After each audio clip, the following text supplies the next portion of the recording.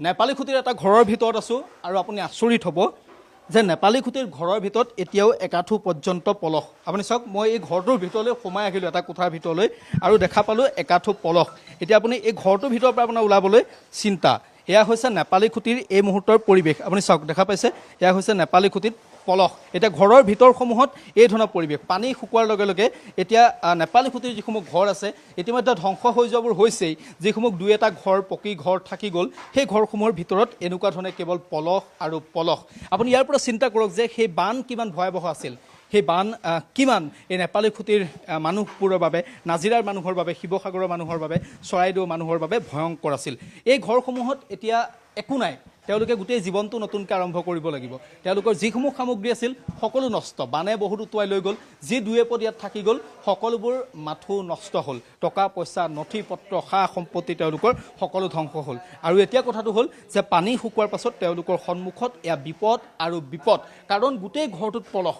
এই পলস চাফা কৰিবলৈ, এই পলস চাফা কৰি এই ঘৰটোৰ ভিতৰত সোমাবলৈ তেওঁলোকক আৰু কিমান দিন সময় লাগিব সেয়া তেওঁলোকেও নাজানে। তাৰ মাজত দুই এজন মানৱ দৌৰী লোক ওলাই আহিছে, তেওঁলোকে সহায় কৰিছে। খুমটাইৰ পৰা এটা গ্ৰীণ ৱাৰিয়ৰ টীম আহিছে, তেওঁলোকে সহায় কৰিছে। এয়া গ্ৰীণ ৱাৰিয়ৰ টীমে তেওঁলোকে সহায় কৰি আছে। আপুনি চাওক, এয়া পলস দেখা পাইছে আপুনি, গোটা গোটা পলস।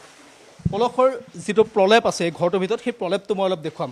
এয়া হৈছে পলসৰ প্ৰলেপ। এটা ঘৰৰ ভিতৰত আপুনি চিন্তা কৰক, নেপালী খুঁটিত এটা ঘৰৰ ভিতৰত থকা এয়া হৈছে পলস। এনেদৰে কোৰ মাৰি, বেলচাৰ মাৰি তেওঁলোকে পলস আঁতৰাবলগীয়া হৈছে। ইয়াত কাপোৰ কানিৰ পৰা আৰম্ভ কৰি সকলোখিনি আহি ইয়াত গোট খাই গৈছিল। দাদা, আপোনালোকে ইমান দিন ক'ত থাকিলে? আমি এই ওপৰৰ ফালে এটা দাদা এজনক কেম্প এটা দিলে, এই তাতে আছোঁ এতিয়া চব। কি কি খালে আপোনালোকে? প্ৰথম দিনাটো ইমান হেৰি হোৱা নাই, তাৰপৰা নেক্সট দিনাখনিৰ পৰা মানুহে খাবলৈ দিছে।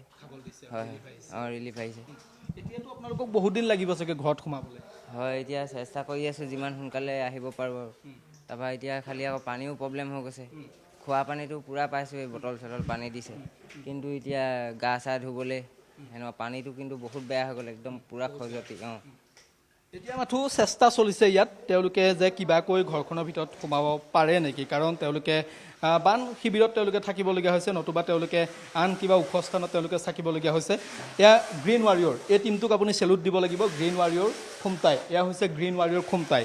এই গ্ৰীণ ৱাৰিয়ৰ খুমটাই প্ৰায় 45জনীয়া এটা দল খুমটাইৰ পৰা আহিছে। তেওঁলোকে সেউজ, যিহেতু তেওঁলোকে যোদ্ধা, তেওঁলোকে সেউজ যোদ্ধা হৈ তেওঁলোকে এই প্ৰকৃতিয়ে ধ্বংসলীলা চলোৱা এই স্থানত তেওঁলোকে এতিয়া চাফা অভিযানত নামিছে আৰু মানুহখিনিক তেওঁলোকে এই বিপদৰ পৰা উদ্ধাৰ কৰাত তেওঁলোকে নামিছে। আপোনালোক কেতিয়া পালেহি ইয়াত?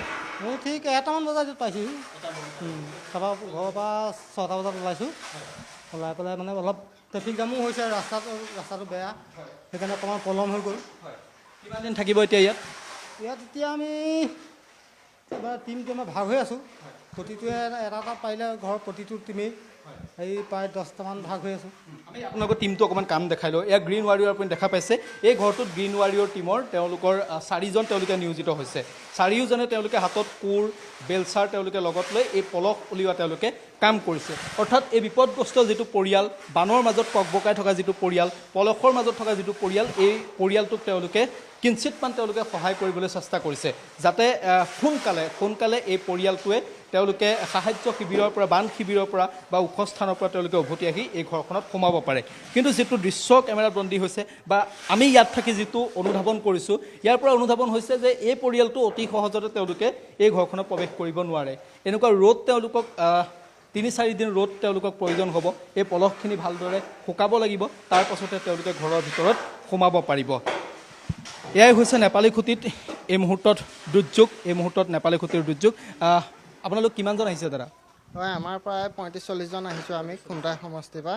আহি ইয়াত কেইবাভাগতো আমি ভাগ হৈ লৈ একেলগে প্ৰায় 8-10 ঘৰত কাম কৰি আছোঁ। 4-5জনকৈ গোট খাই। কষ্ট হৈছে চাগে? হয়, নিশ্চয় এইটো কষ্ট বুলি অনুভৱ কৰা নাই, কাৰণ এওঁলোকৰ দুৰ্দশা দেখি অকণমান সহায় কৰিব পাই ভাল লাগিছে। এয়াই হৈছে গ্ৰীণ ৱাৰিয়ৰ খুমটাই। তেওঁলোকে হৈছে সেউজ যোদ্ধা, খুমটাই সেউজ যোদ্ধা, আৰু তেওঁলোকে সেউজ যোদ্ধা হৈ এতিয়া প্ৰকৃতিয়ে ধ্বংসলীলা চলোৱা এই স্থানসমূহত তেওঁলোকে উদ্ধাৰ অভিযান চলাইছে। নেপালী খুঁটি, এই নেপালী খুঁটিত এতিয়া মই কৈছোঁৱেই যে কেৱল মৃত্যুৰ হিচাপ চলিছে। ইয়াত মৃত্যুৰ কেৱল সন্ধান চলিছে কাৰণ বানে মুহূৰ্ততে নেপালী খুঁটিৰ বহু লোকক আচলতে উটুৱাই লৈ গৈছিল সেই লোকসকল ক'ত কেনেদৰে গুচি গ'ল সেয়া কোনেও নাজানে আৰু এতিয়া এই নেপালী খুঁটিত এফালে পলস আৰু আনফালে মৃত্যুৰ সন্ধান কৰিব লগা হৈছে